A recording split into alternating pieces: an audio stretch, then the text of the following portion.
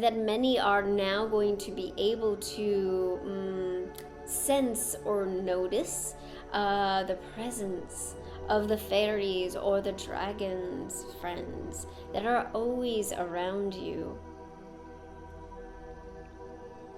Hello, Mary Ladybird Spiritlight, here with you, and I'm happy to bring you another Astrid reading. Astrid are 15th dimensional blue diamond light beings, a collective consciousness that I channel to bring in messages for the new earth, for the evolving consciousness of humans. And yeah, so today I would like to ask Astrid a little bit about guardians, our spirit guardians, or guardians in general. What are their role, that sort of thing. But yeah, let's see how it goes, and if he has something else planned, I don't know. We'll see. All right, and I'll see you on the other side. Yes, hello. We are Astrid of the 15th dimensional blue diamond light beings, and we are pleased to be here with you today. Yes, and Mary mentioned about the spirit guardians, your spirit guardians, and how does that work? Well, there are many layers and levels to that, of course. So we will focus on what is most important for you to know today.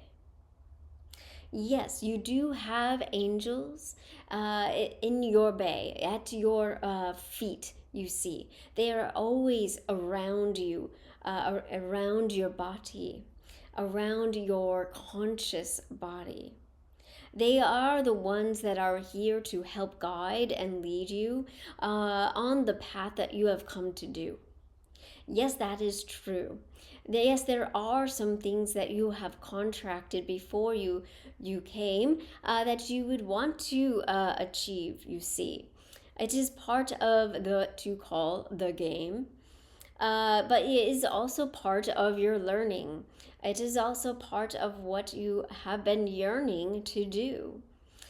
So yes, they are the angel guardians. Yes, they may be family members, previous members that have passed, but they can also be many, you see, of different ways. There are many angels that you may call upon, whether you are their personal caretaker or not, in that realm. So there are many angels that you can call on for help. If you need help sleeping, you call on the angels asleep to help you with your sleep. If you're struggling with a problem and you need a mathematical solution, you can call on the angels of math. Yes, it can be as simple as that. But then going back to your guardians in per se, they are, of course, there for your entire life period. Yes, and then we also would like to speak of the guardians that many of you do not think of. And those are the ones of the earth, you see. The dragon realms, the fairy realms, the elf realms, and there's many others. And they are your guardians as well. And they are the guardians of the earth.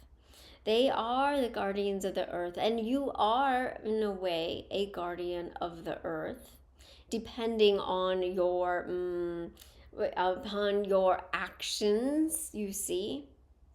They want to work with you, and they will work with you, and some of them are already working with you. Yes, it is this energy that is raising and rising from the earth, and that many are now going to be able to sense or notice the presence of the fairies or the dragons, friends, that are always around you. They are the trolls of the bridge in a forest river, you see. They are the fairies dancing upon the flowers, planting the seeds. They are the birds, the mystical birds, the mystical ones that are singing life. Yes, yes, you may play with these beings. It is what you will be doing in your future selves, in the future realms, beyond the veil, when the veil is down. So start now cultivating those relationships with your spiritual guardians, you see. It isn't the time to see beyond the seen, to notice that which hasn't been noticed, to bring it into focus. As they are here to help Earth too, just as like you. So yes, of course, they are your allies. And yes, some may say that they've had fallouts. Yes, there have been ones that have not per se wanting to be with the humankind, that have fallen behind further the veil. But now is the time. Now is the time to see the light that they hold and how they create on the other side. They create the life. They are the life, as you all are life, embodied. So let's now do a breathing exercise. We would like you to breathe, my dears, in and out of the nose, and let it go.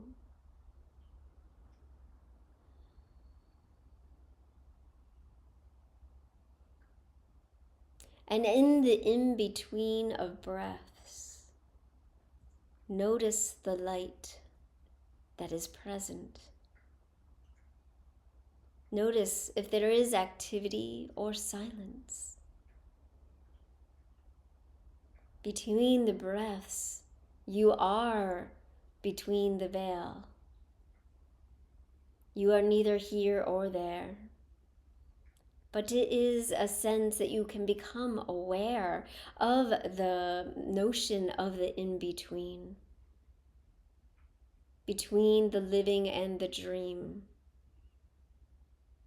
It is there to meditate, you see, to hear, to listen, to feel.